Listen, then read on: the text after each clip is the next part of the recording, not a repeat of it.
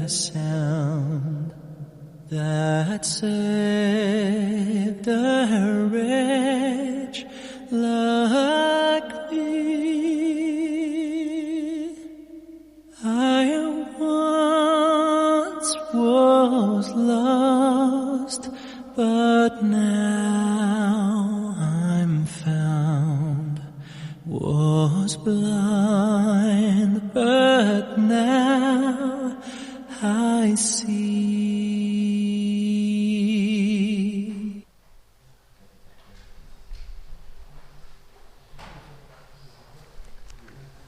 Middag julle. Gaan dit goed? Ek is bly. Hier is 'n weerklank. Welkom aan daai dinge start. Iets is start. Welkom by Pasga en ongesuurde brode, fees van ongesuurde brode 2024. Vir baie van julle is dit 'n eerste ondervinding. Is ek reg? Ja, wonderlik is om hier te kan wees. So is bly julle is hierso. Met 'n paar jaar gesukkel om 'n paar van julle hier by die fees te kry, is dit nie? 3 jaar. Nico?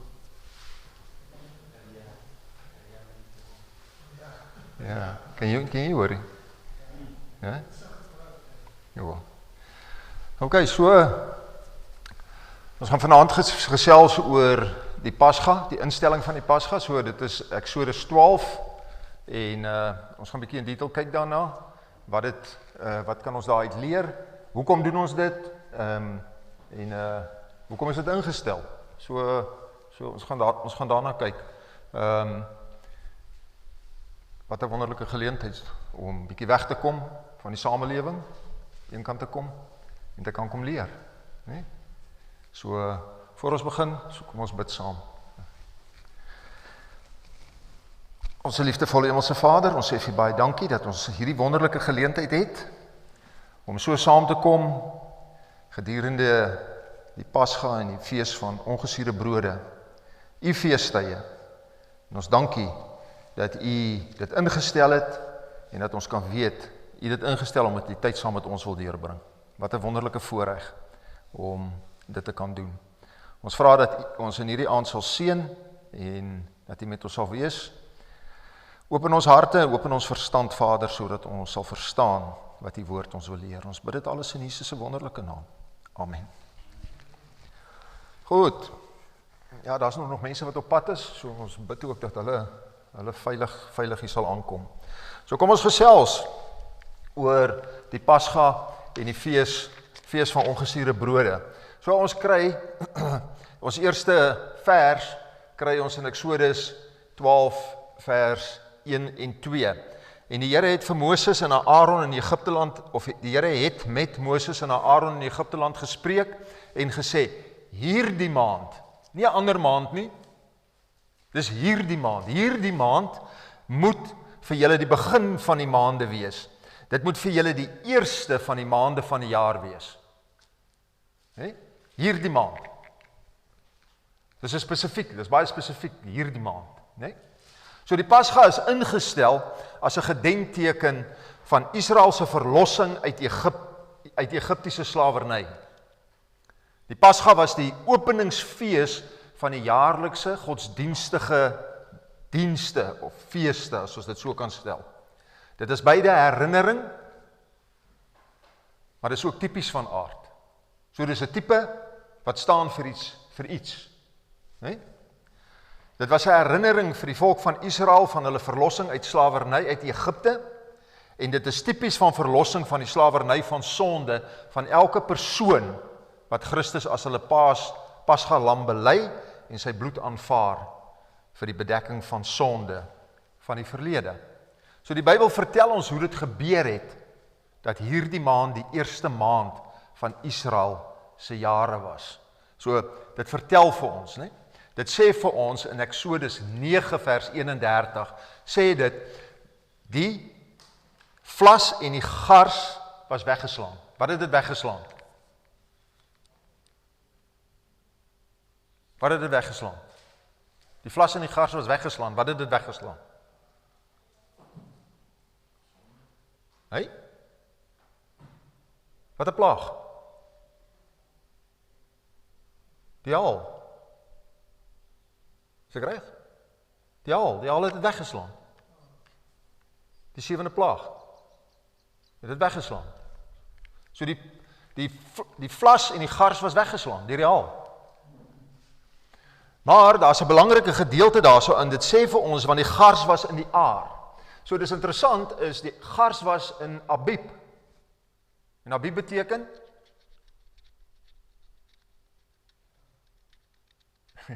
groen are van graan.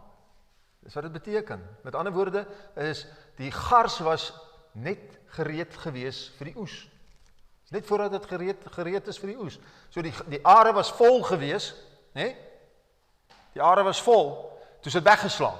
So met ander woorde die maand wat gevolg het of die nuwe maand wat gevolg het na daardie gebeurtenis was die begin van Israel se maande gewees.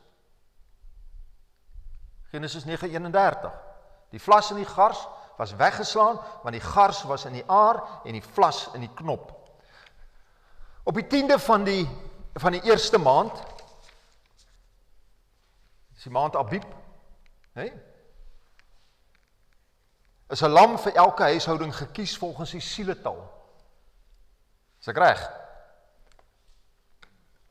Of as die huishouding te klein was, wat moes hulle doen?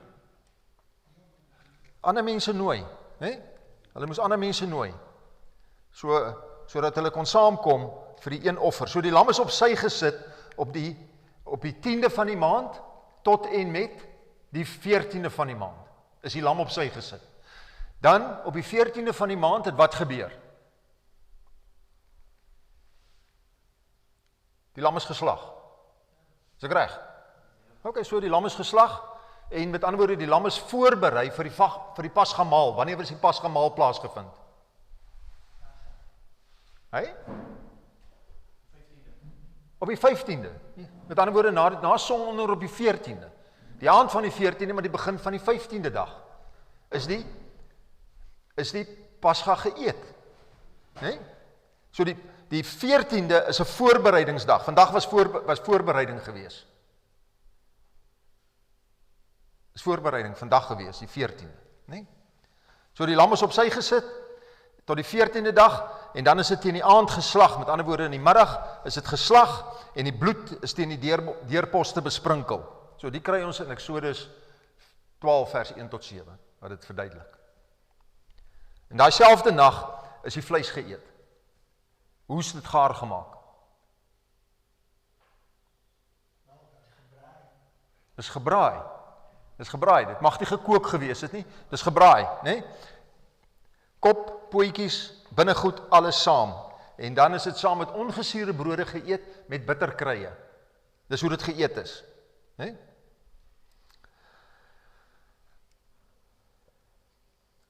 Later jare was daar sommige wysigings van hierdie ritueel gewees. Die ander ding is, hulle moes dit staande doen. Lendene omgord, gereed om te trek. So dit moes staande gewees het. Eksodus 12 vers 3 sê die volgende. Dit sê vir ons, spreek tot die hele vergadering van Israel en sê, op die 10de van hierdie maand moet julle elkeen 'n lam neem volgens die families, 'n lam vir 'n huisgesin. Maar as 'n huisgesin te klein is vir 'n lam, dan moet hy en sy buurman wat die naaste aan sy huis is, dit neem volgens die sieletalle, na wat elkeen gewoond is om te eet. Moet hulle die getal van die lam bereken. Hulle moet 'n lam hê sonder gebrek, 'n jaar oud rammetjie. Van die skape of van die bokke kan julle dit neem.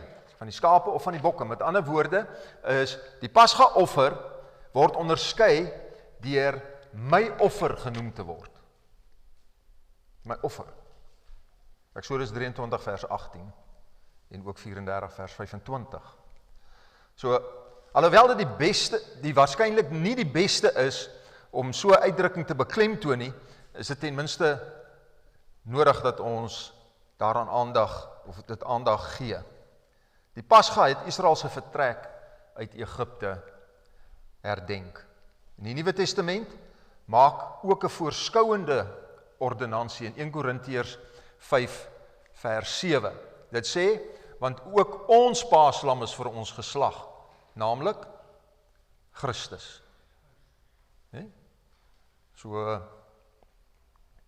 tipe teenoor antitipe. En vir eeue is die pasgalam uit die trop geneem, 'n paar dae voor dit geslag was en dis apart gehou. So met ander woorde, die lam is ondersoek om te kyk of hy gebrek het.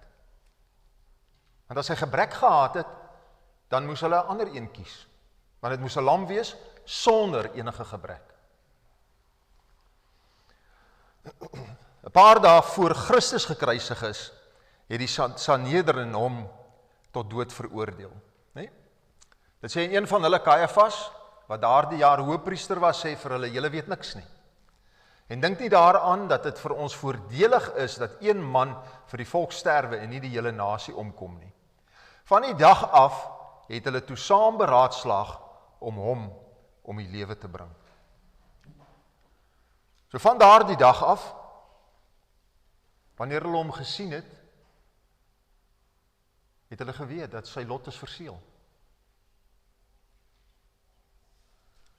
Soos die lam op sy gesit was en gedurende daardie dae ondersoek moes word vir enige gebrek, so is Jesus op sy gesit en ondersoek of daar enige gebrek by hom te vind was.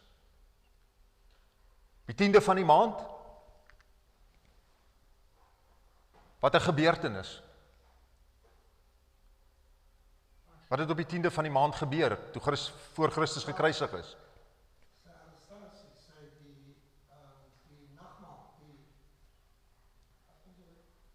Dis die intog in Jerusalem. Die intog in Jerusalem op die eerste dag van die week. Die intog in Jerusalem het hy homself in die openbaar geplaas om ondersoek te word. As jy die verhaal gaan lees, dan sien jy hoeveel, ons sal nou daarby kom, nee? Maar hy is ondersoek. Van die eerste dag van die week af, tot die donderdag toe is hy ondersoek. Nee? Matteus 21 vers 9 sê, en die skare wat voor hom geloop, en die wat gevolg het uitgeroep, en gesê, Hosanna, vir die seun van Dawid, geseënd is hy wat kom in die naam van die Here, Hosanna in die hoogste hemele. En toe hy in Jerusalem inkom, het die hele stad in opskudding geraak en gesê, wie is hierdie man? En die skare sê, dit is Jesus, die profeet van Nasaret in Galilea.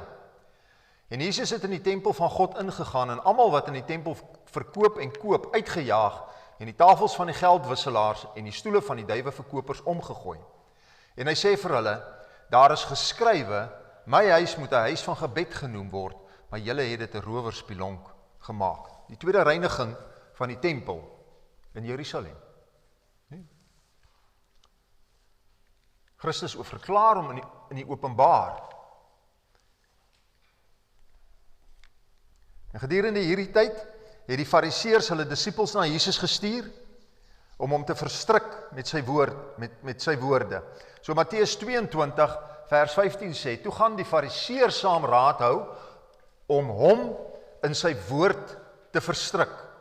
En hulle stuur hulle disippels saam met die Herodiane na hom en sê, meester, ons weet dat u waaragtig is en die weg van God in waarheid leer, en u aan niemand steur nie, want u sien nie die persoon van mense aan nie. Sê dan vir ons, wat dink u, is dit geoorloof om aan die keiser belasting te betaal of nie? So hulle probeer hom vang. Hulle probeer 'n gebrek by hom identifiseer. Nee? Dis wat hulle doen. Op daardie selfde dag kom die Sadduseërs. Op daai selfde dag, Matteus 22 vers 23. Hulle wat sê dat daar geen opstanding is nie en vra, welkom.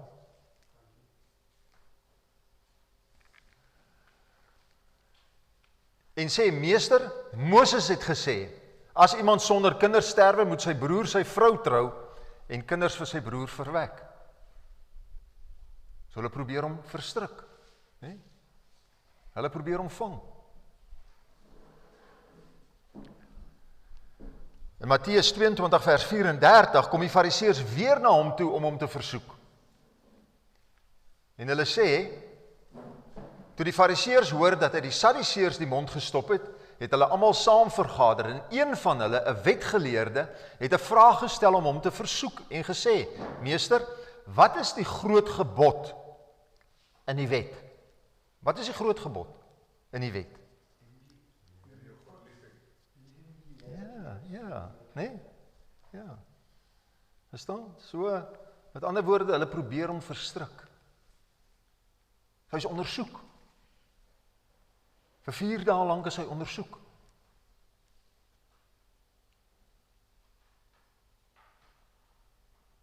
Dan vertel die Bybel vir ons, geen been van die lam mag gebreek geword het nie. So met die kruisiging van Christus, is daar nie een van sy bene gebreek nie. Johannes 19 vers 36, want hierdie dinge het gebeur, dat die skrif vervul sou word, geen been van hom sal gebreek word nie, geen been nie.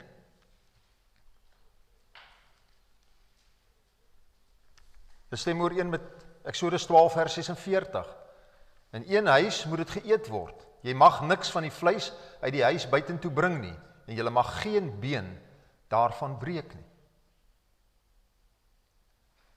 Ook Numeri vertel vir ons, jy moet niks daarvan laat oorbly tot die môre toe, of 'n been daaraan breek nie. Volgens die hele insetting van die Pasga moet jy dit hou. So met ander woorde is, die Pasga is op die 14de dag van Abib geslag. Nee? 14de dag is dit geslag en die nag van die 15de geëet. So die 14de was die voorbereiding vir die eet van die lam op die 15de. Eksodus 12 vers 6 sê vir ons, julle moet dit in bewaring hou tot op die 14de dag van hierdie maand. En die hele vergadering van die gemeente van Israel moet dit slag teen die aand. Matteus 26 vers 17 sê, en op die eerste dag van die ongesuurde brode kom die disippels na Jesus en sê vir hom, waar wil u hê, moet ons vir u klaarmaak om die Pasga te eet? Die eerste dag van ongesuurde brode, so in daai tyd was die Pasga, die 14de, deel gewees van die fees van ongesuurde brode. So op daai eerste dag, die 14de, kom hulle na Christus toe en vra vir hom, waar wil u hê, moet ons klaarmaak om die Pasga te eet? So ook in Markus 14 vers 12, en op die eerste dag van ongesuurde brode, wanneer hulle gewoonlik die Pasga geslag het, sê sy disippels vir hom, waar wil u hê, moet ons gaan klaarmaak, dat u die Pasga kan eet? En ons het dieselfde verhaal in Lukas, nee? Lukas 22 vers 7 en 8, en die dag van die ongesuurde brode het gekom, waarop die Pasga geslag moes word. Op watter dag is die Pasga geslag? Op die 14de is die Pasga geslag, nee? Toe stuur hy Petrus en Johannes en sê, gaan berei die Pasga vir ons, dat ons dit kan eet. So as Christus die Pasga, die voorbereiding vir die Pasga wat hulle geëet het, op die 14de gedoen was, dan is hy die nag van die 15de gevang. En op die 15de gekruisig.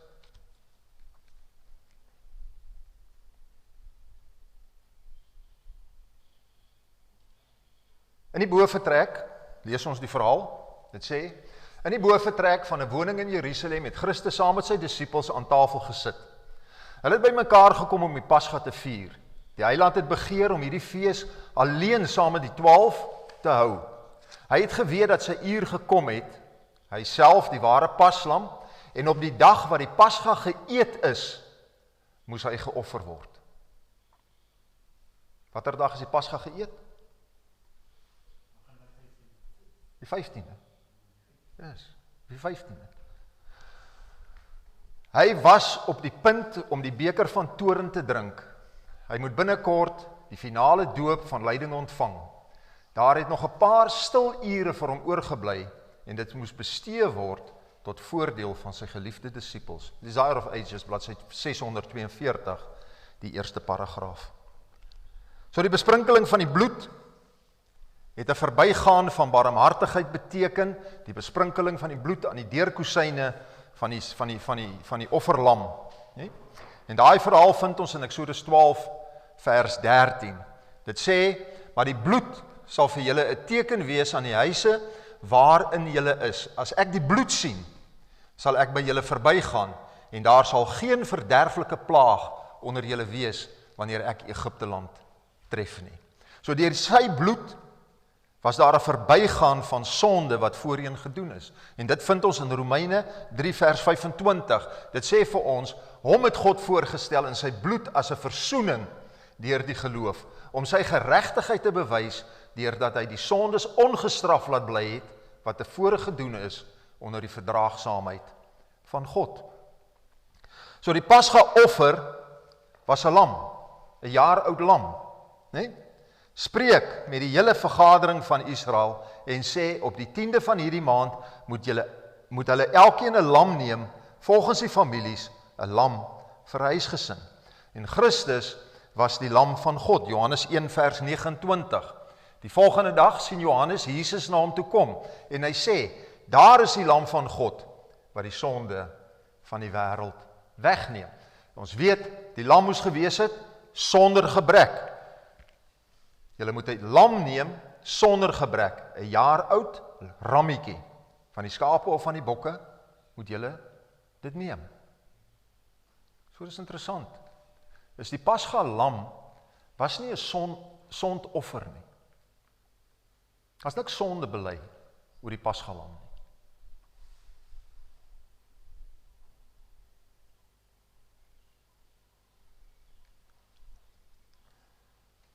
Sonder gebrek. Hulle kan dit neem van die bokke, van die skape. Nee? Christus was sonder gebrek. Maar deur die kosbare bloed, 1 Petrus 1 vers 19, deur die kosbare bloed van Christus, soos van 'n lam, sonder gebrek en vlekkeloos. Die vleis van die lam moes wat mee gemaak geword het. Wat moes hulle met die vleis maak? Ja, en dan? Dan moes hulle dit eet, né? So, Eksodus 12 vers 8 sê vir ons, en julle moet die vleis in dieselfde nag eet, oor die vuur gebraai, saam met ongesuurde brode, moet julle dit met bitterkruie eet. In Johannes 6 vers 51 sê vir ons, dit is hoe ons deel moet hê aan Christus. Ek is die lewende brood wat uit die hemel neergedaal het. As iemand van hierdie brood eet, sal hy lewe tot in ewigheid. En die brood wat ek sal gee, is my vlees, wat ek vir die lewe van die wêreld sal gee. So wat is Christus se vlees? Wat ons moet eet? Ekskuus my? Die woord, ja, die brood van die lewe. Dis die woord, dis wat ons moet eet. Okay. Die bloed van die Pasgalam was in die deurposte of die kusyne gesmeer om beskerming te bied aan die eersgeborenes van Israel. Dis wat gedoen is. Dit beskerming gebied. As ook elke ander wat dit gedoen het. Elke een wat in Egipte was, wat daar bloed aan die deurkusyne was beskerm gewees. So die bloed was 'n teken van goddelike beskerming teen die doodsengel, wat om middernag deur die land sou trek en die eersgeborenes van almal wat nie die teken van beskerming gehad het nie, is gedood.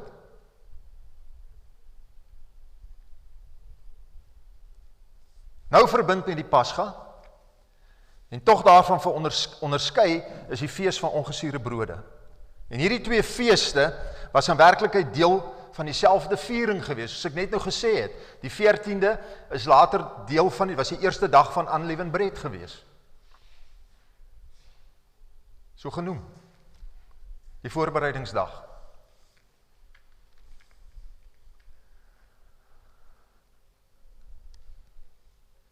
Tog was hulle eintlik doelbewus anders gewees.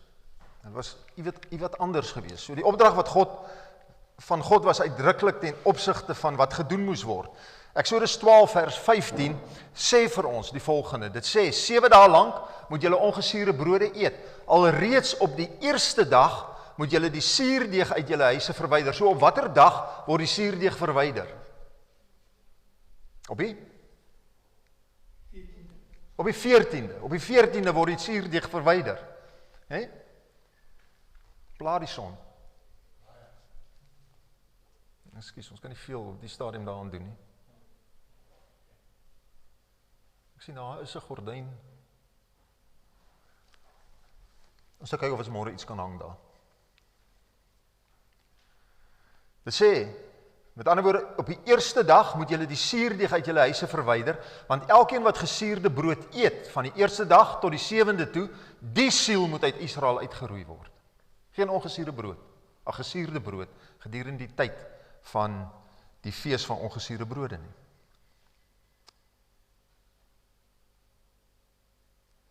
God se kommentaar in 1 Korintiërs 5 vers 8 is die volgende. Dit sê, laat ons dan fees vier, nie met die ou suurdeeg of met die suurdeeg van ondeeg of boosheid nie, maar met ongesuurde brode van reinheid en waarheid.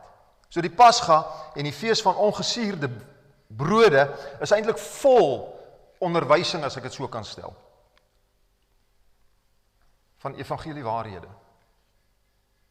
Dis wat dit is. In die geslagte lam is voorsiening gemaak om die eersgeborenes te red. Die dood van die lam was egter nie genoeg om verlossing te verseker nie. Die bloed moet op die deurposte wees. Dit het nie gehelp om net die lam te slag nie. So daar moet 'n individuele toepassing van die offer wees. Die besprinkeling van die bloed was net so belangrik soos die dood van die lam. Want om die bloed te besprinkel, moes die lam sterf. En tog was dit ook nie genoeg nie. Die vleis moes geëet geword het.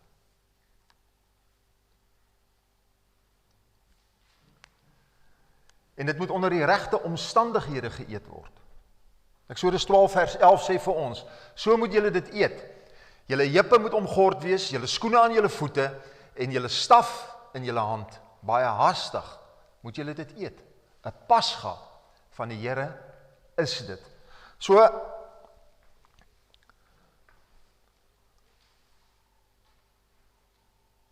selfs dit was nie genoeg nie. Wat moes nog gedoen word? Wat moes nog gedoen word? Die suurdeeg moet verwyder word. Is ek reg? Die suurdeeg moet verwyder word. Eksodus 12 vers 19. 7 dae lank mag daar geen suurdeeg in julle huise gevind word nie. Want elkeen wat iets eet met suurdeeg in, die siel moet uit die vergadering van Israel uitgeroei word, of hy al 'n vreemdeling is of 'n kind van die land. So die suurdeeg moet verwyder word. Die Pasga is simbolies van Christus se dood. Want hy is ons Pasga. Dit sê vir ons in 1 Korintiërs 5 vers 7, suiwer dan die ou suurdeeg uit, sodat julle 'n nuwe deeg kan wees, sodat julle inderdaad ongesuurd is, want ook ons paaslam is vir ons geslag, naamlik Christus. So aan die kruis het hy vir ons gesterf. So daar is voorsiening gemaak, dat elkeen gered kan word, wat aan die lewensvoorwaardes voldoen. Die kruis op sigself red niemand nie. Niemand.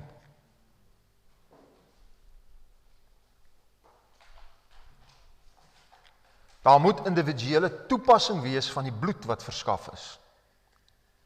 So met ander woorde, die opdrag aan Israel was die volgende gewees in Eksodus 12 vers 22. En neem 'n bossie hyssop en steek dit in die bloed wat in die skottel is en stryk dit aan die bodrempel en aan die 2 deurposte van die bloed wat in die skottel is. Maar niemand van julle mag uit die deur van sy huis uitgaan tot die môre toe nie. Baie spesifiek. Jy kan nie uit die huis uitgaan nie. Jy moet in jou huis bly.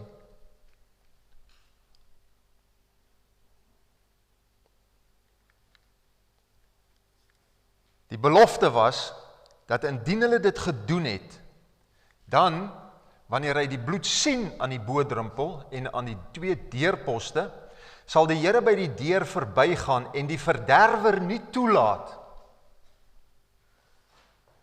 om daarin te gaan nie. Die verderwer sal nie toegelaat word nie.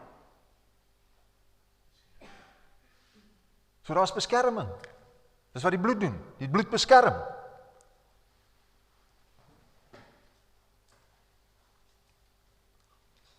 Kom ons kyk.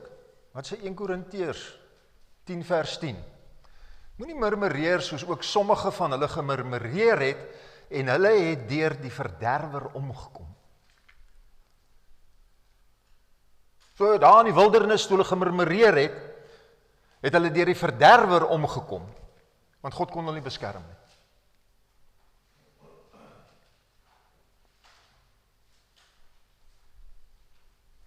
En dit sê vir ons in Hebreërs 11 vers 28, deur die geloof het hy die Pasga gehou en die besprenkeling van die bloed, sodat die verderwer hulle eersgeborenes nie sou aanraak nie.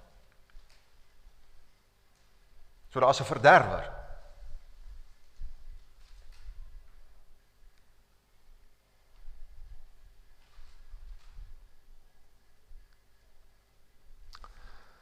En die Desire of Ages, bladsy 111, vers 6, lees ek die volgende. Hy smeek by die Vader om krag, om hulle ongeloof te oorwin, die kettinge van die Satan te verbreek, en om die vernietiger, om hulle onthalwe te oorwin. So wie is die vernietiger? So wie is die verderwer? Wat nie toegelaat is om in die huise van Israel te kom, of in enige huis waar daar bloed aan die deurdrumpel was nie. Wie is daai verderwer? Ja, Satan. Hy is die verderwer. Hy vra om die getuienis dat God die mensheid in die persoon van sy seun aanneem. Beskerming. Beskerming. Dit gaan verder. Dit is Satan vergun om die aardse lewe van die boodskapper van God te verkort. Dis om vergun. Om die aardse lewe. Dit is Satan vergun. Maar die lewe wat saam met Christus verborge is in God, kan die verwoester nie aanraak nie. En dit gaan verder. Dit sê hulle ongeloof het kwaadwilligheid gebaar. Die Satan het hulle beheers en hulle het hulle woede teen die heiland gelig. Hulle het hulle afkeer van hom, wie se sending dit was om te genees en te herstel. Wat was Christus se sending? Wie was die God gewees wat die beskerming verleen het aan die Israeliete in Egipte die nag toe die eersgeborenes gesterf het? Wie die beskerming verleen? Wie? Ekskuus my? Ek sê, wie die beskerming gebied? Wie het beskerming gegee? Jesus. Ja. Selfe een. Hulle ongeloof het kwaadwilligheid gebaar. Die Satan het hulle beheers en hulle het hulle woede teen die heiland gelig.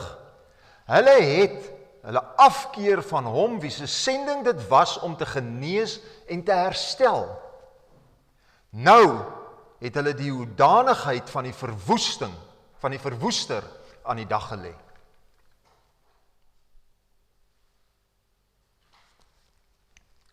Voor die mensdom en die engele is Satan as die vyand en vernietiger van die mens aan die kaak gestel.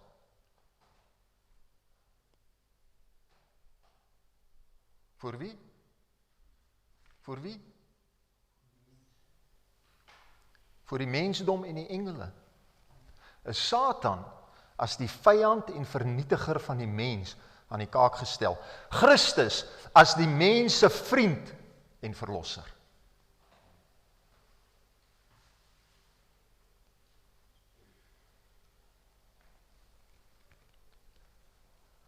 So dieselfde een wat gekom het om sy volk van sonde te verlos, is die een wat Israel die beskerming verleen het, wanneer die bloed aan die deurposte was. Selfde een. Kan jy sê, Johannes 10:10, die kom om te steel, slag en te dood, maar ek kom om lewe en lewe. Ja. Ja. So met ander woorde, die bepalings wat gegee was vir Israel, het die eersgeborene van die vernietigende engel gered. Daardie bepalings. As jy die bepalings uitgevoer het, die voorskrif uitgevoer het, soos wat dit gegee was, het die eersgeborene geen vrees gehad, daardie nag nie. Geen vrees nie. Maar die bepalings moes uitgevoer geword het, soos wat dit beskrywe was, en soos wat dit gegee was. Elke detail in besonderheid. Met ander woorde, die dood van die lam het die middel van redding verskaf. Wat was die middel van redding? Die bloed. Die bloed. So die toediening van die bloed het die middele wat voorsien is, en dit het dit doeltreffend gemaak. So albei was nodig. Dit is een ding om van die dood gered te word, en iets anders om die middele te hê om lewe te onderhou. Dit was positief voorsien in die eet van die vleis, negatief in die onthouding van suurdeeg. Christus sê in Johannes 6 vers 51, hy sê, ek is die lewende brood wat uit die hemel neergedaal het. As iemand van hierdie brood eet, sal hy lewe tot in ewigheid. En die brood wat ek sal gee, is my vlees, wat ek vir die lewe van die wêreld sal gee. Israel is aangesê om die lam te braai. Die opdrag was om, julle moet daarvan nie eet as dit rou is nie. En as dit in water gaar gekook is nie, maar oor die vuur gebraai, die kop en die pootjie saam met die binnegoed. So elke gesin moes 'n voldoende aantal mense bymekaar gemaak het, sodat al die vleis geëet kon word. Niks moes uit die huis verwyder word nie, en niks moes oorbly tot die môre toe nie. Wat ook al oorgebly het, is wat mee gemaak? Is verbrand. Nee? Dit is verbrand, dit moes verbrand geword het. So dit kan niks anders as 'n totale assimilasie van hom voor te stel vir wie die lam verteenwoordig het nie. Dit beteken die hele identifikasie van Christus en die gelowige. Dit beteken die aanvaarding van die volheid van God. Suurdeeg moes heeltemal uitgesluit geword het. In totaliteit, heeltemal. Dit staan vir kwaadwilligheid en vir boosheid. Paulus sê vir ons in 1 Korintiërs 5 vers 8, hy sê laat ons dan fees vier, nie met die ou suurdeeg of met die suurdeeg van ondeeg en boosheid nie, maar met die gesuurde brode van reinheid en waarheid. Dit staan vir die valse leringe, soos geïllustreer in die leringe van die Fariseërs en die Sadduseërs en die Herodiane. Dit sê, daarop sê Jesus vir hulle, pas op en wees op julle hoede vir die suurdeeg van die Fariseërs en van die Sadduseërs. Dit staan vir die suurdeeg van die Fariseërs, en daardie suurdeeg is hepsig en onreg, Matteus 23:14, en hy het hulle beveel en gesê, pas op, wees op julle hoede vir die suurdeeg van die Fariseërs en die suurdeeg van Herodes.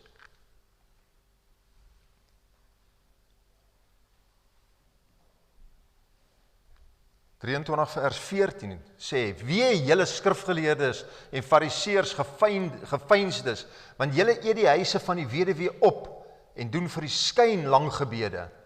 Daarom sal julle 'n swaarder oordeel ontvang.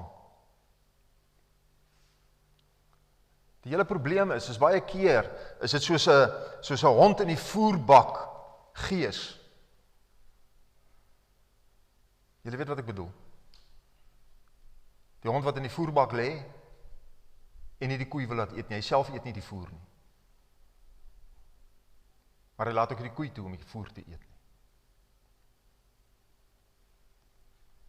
Wee julle skrifgeleerdes en fariseërs, geveinstes, want julle sluit die koninkryk van die hemele toe voor die mense.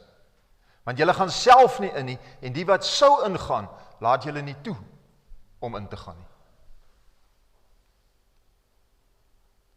Valse ywer. Matteus 23 vers 15. Wee julle skrifgeleerdes en fariseërs, geveinsdes, want julle trek rond oor see en land om een bekeerling te maak, en as hy dit geword het, maak julle hom 'n kind van die hel, 2 maal erger as julle self. En dan natuurlik die verkeerde skatting van geestelike waardes, Matteus 23 vanaf vers 16. Dit sê, wee julle blinde leiers, julle wat sê, elke een sweer by die tempel. Elkeen wat sweer by die tempel, dit is niks nie, maar elkeen wat sweer by die goud van die tempel, hy is gebonde. Julle dwaase en blindes, want wat is meer, die goud, of die tempel wat die goud heilig? En elkeen wat sweer by die tempel, dit is niks nie, maar elkeen wat sweer by die gawe, daarbo op, hy is gebonde. Julle dwaase en blindes, want wat is meer, die gawe of die altaar wat die gawe bring, of wat die gawe heilig? Wie dan sweer by die altaar, sweer daarby en by alles wat daarop is, en wie sweer by die tempel, sweer daarby en by hom wat daarin woon, en wie sweer by die hemel, sweer by die troon van God, en by hom wat daarop sit. Met ander woorde is, die evangelie van die fariseërs en die skrifgeleerdes is die weglating van oordeel, barmhartigheid en geloof.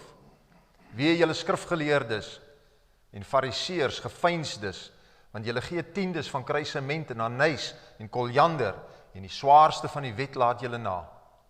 Die reg en die barmhartigheid en die trou. Hierdie dinge behoort julle te doen, sonder om die ander na te laat. Hierdie behoort julle te doen.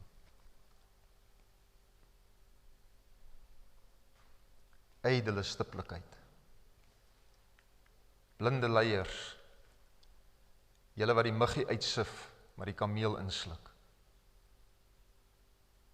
Skynheiligheid. Wee julle skrifgeleerdes en fariseërs, geveinsdes, want julle maak die buitekant van die beker en die skottel skoon, maar binnekant is dit vol roof en onmatigheid. Blinde fariseer, maak eers die binnekant van die beker en die skottel skoon, sodat ook die buitekant daarvan skoon kan word. Wee julle skrifgeleerdes en fariseërs, geveinsdes, want julle is net soos gewitte grafte, wat van buite wel fraai lyk, maar van binne vol doodsbene en allerhande onreinheid is. So lyk hulle ook van buite, vir die mens wel regverdig, maar van binne is hulle vol geveinsdheid en ongeregtigheid. En dan natuurlik is onverdraagsaamheid. Wee julle skrifgeleerdes en fariseërs, geveinsdes, want julle bou die grafte van die profete en versier die grafstene van die regverdiges. En julle sê, as ons in die dae van ons vaders geleef het, dan sou ons geen deel met hulle gehad het aan die bloed van die profete nie. Julle gee dus teen julle selfgetuienis dat julle kinders is van die wat die profete vermoor het. Maak die maat van julle vaders dan vol, slange, addergeslag. Hoe sal julle die oordeel van die hel ontvlug? Doen ons nie dieselfde vandag nie. Vermoor ons nie die profeet in ons midde nie.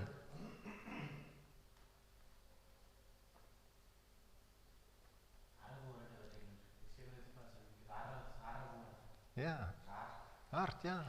Ons doen dieselfde ding, ons vermoor die profeet in ons midde.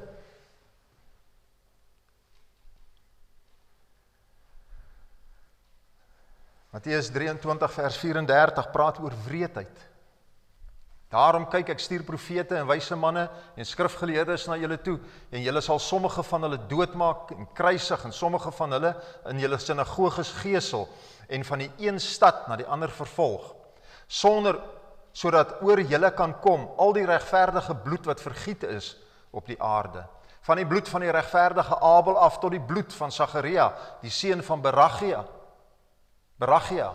wat julle vermoor het tussen die tempel en die altaar. Waar ek sê vir julle, al hierdie dinge sal oor hierdie geslag kom. Al hierdie dinge sal daar oorkom. Die suurdeeg van die Sadduseërs is skeptisisme. Dit sê vir ons, daar dieselfde dag kom daar na hom Sadduseërs, hulle wat sê dat daar geen opstanding is nie, en vra hom. Skeptisisme. 'n gebrek aan die kennis van die skrif en van die krag van God. Toe antwoord Jesus en sê vir hulle, julle dwaal, omdat julle die skrifte nie ken en ook nie die krag van God nie. So die suurdeeg van die Herodiane is vleiery, wêreldsgesindheid en skynheiligheid. En hulle stuur hulle disippels saam met die Herodiane na hom en sê, Meester, ons weet dat u waaragtig is en die weg van God in waarheid leer, en u aan niemand steur nie, want u sien nie die persoon van mense aan nie. Sê dan vir ons, wat dink u, is dit geoorloof om aan die keiser belasting te betaal of nie? Maar Jesus het hulle boosheid bemerk en gesê, geveinsdes, waarom versoek julle my? Wys my die belastingmunt. En hulle het vir hom 'n penning gebring.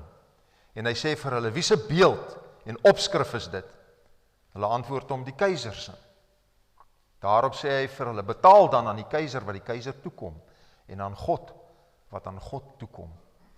So die besigheid om kwaad teen God se dienaar te beplan, is mense besig om te beplan om God se dienaars uit die weg te ry. Markus 3 vers 6 sê vir ons, toe gaan die Fariseërs uit en hou dadelik raad met die Herodiane teen hom, sodat hulle hom sou kon ombring.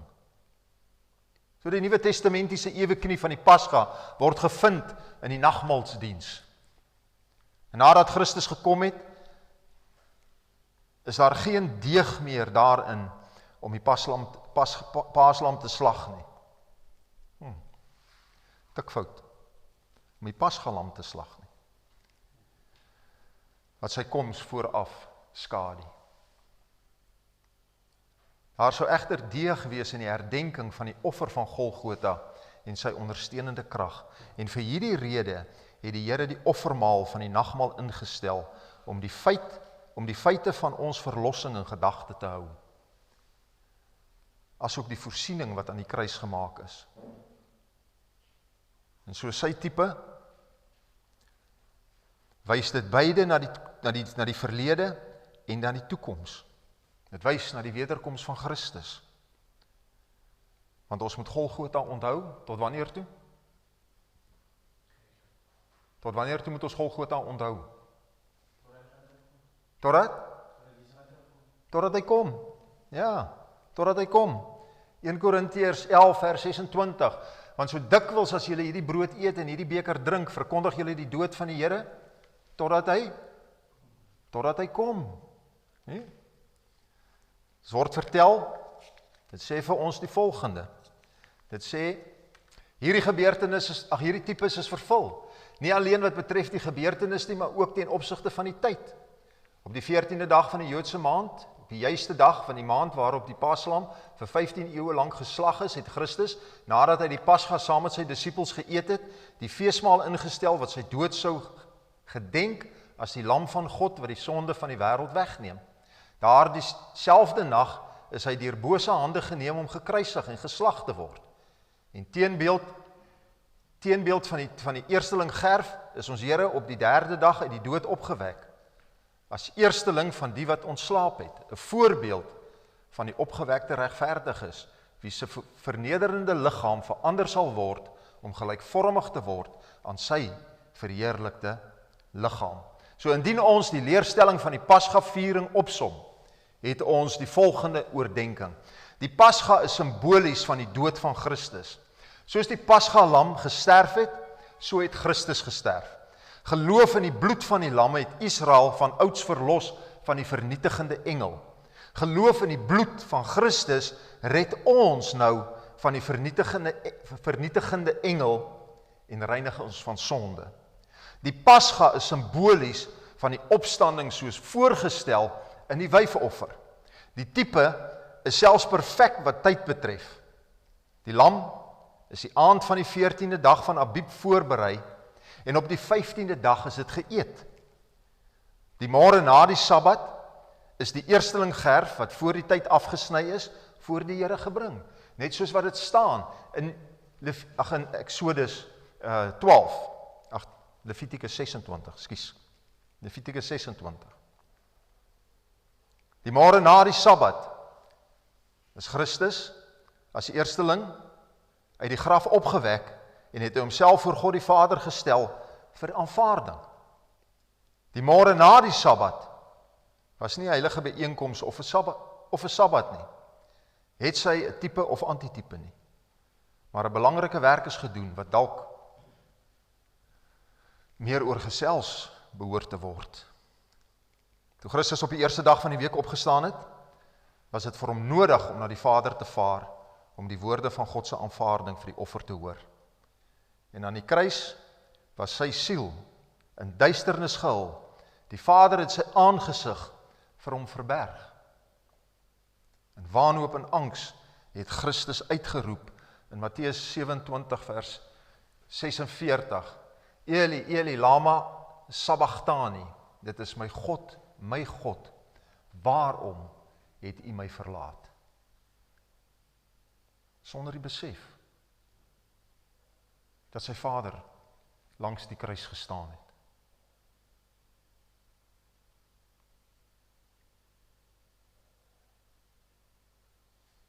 Die eerste ding wat Christus moet doen na sy opstanding, was om in die teenwoordigheid van die Vader te verskyn en van hom die geseënde woorde te hoor dat sy dood nie te vergeefs was nie. En dat die offer as voldoende aanvaar is. Die Pasga is tipies van gemeenskap. Met ander woorde, die eet van die Pasga lam het families en bure bymekaar gebring. Dis wat gebeur het.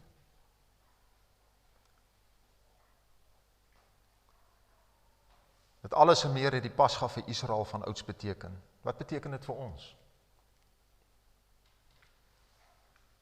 Wat beteken dit vir ons? Daar is ernstige gevaar dat ons vergeet of versuim om die wonderlike seëninge te waardeer wat God in bewaring het vir diegene wat waardig is om deel te neem aan die verordeninge van die huis van die Here. Ons het nodig om vandag te verstaan dat wanneer ons hierdie feeste hou, dat ons rus skenk van sonde. Dis wat dit is om te leer. Die fees van ongesuurde brode, raak ons slaaf van sonde. Raak ons slaaf van sonde. As ek 'n week sonder sonde kan leef, dan kan ek 'n volgende week sonder sonde leef. Is dit nie so nie? Nie my krag nie, want ek het nie die krag om dit te doen nie. Maar in die krag wat deur Christus voorsien word, kan ek dit doen. En as ek 'n volgende week sonder sonde leef, kan ek 'n maand sonder sonde leef, is ek reg. En as ek dit vir 'n maand kan regkry om sonder sonde te leef in die krag van Christus, dan kan ek vir 'n volgende maand leef sonder sonde in die krag van Christus.